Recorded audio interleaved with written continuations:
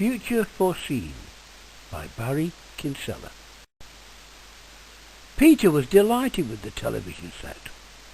Only that afternoon, passing the old hall, he'd noticed a poster outside, advertising a sale of goods that day. He was aware that Mr. Hutton had died, but did not realize the sale of his effects would take place so soon. Now the television stood in all its splendour in Peter's lounge, set in a beautiful mahogany cabinet with opening doors. It sprang into life the moment it was turned on. Peter idly pressed the buttons of the remote control, going from BBC to ITV and back again. Pressing once more, he found himself staring at a station he didn't recognise. A man in a dark suit, seated at a table, was staring straight at him. The man spoke as Peter leaned forward. "Welcome to the channel of life," he said, in a loud, resonant voice. "Tap in your age and name with your remote control, pointing at the spaces on the screen." Peter was intrigued. He could see the itemized spaces on the screen that the man had described. Swiftly, he typed in the details requested. The screen went blank for a few moments, and then lit up with a bright orange glow. A hollow voice announced, "This is your life, Peter Blake." A succession of pictures followed each other across the screen. Peter gasped. He immediately recognized himself from baby days onwards. Peter was fascinated, unaware of the passage of time. Everything that had happened to him during his lifetime was portrayed on screen. That day he'd come off his motorbike and broken his arm. The ambulance disappearing off screen on its way to hospital.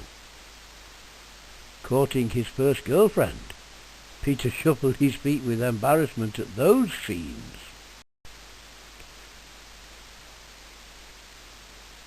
Rapidly, his life portrayed on the screen came up to date.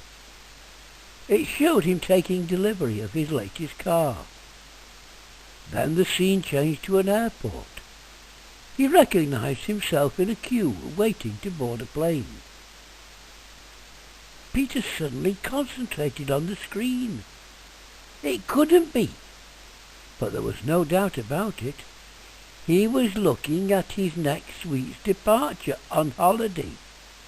He was looking at the future. He could not tear his eyes away from the scene. The gangways were taken away, the doors closed, and the aeroplane taxied out onto the runway.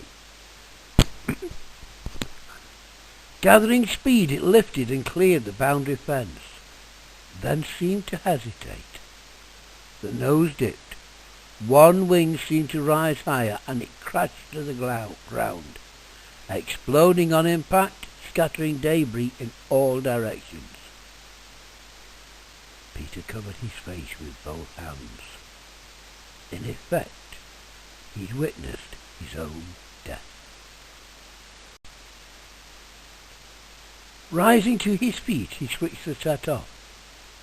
He sat down for a long time before lifting the telephone and dialing his travel agent.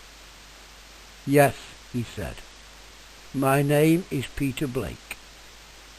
I'm booked to travel by air next Tuesday afternoon on the 2 p.m. flight to the Canary Isles.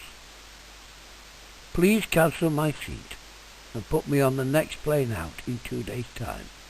Thank you."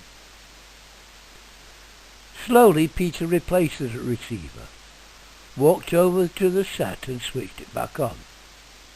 He never cared for television programs, but he had the feeling that he would be watching them in future for the rest of his life, especially before travelling by air or even car, he mused.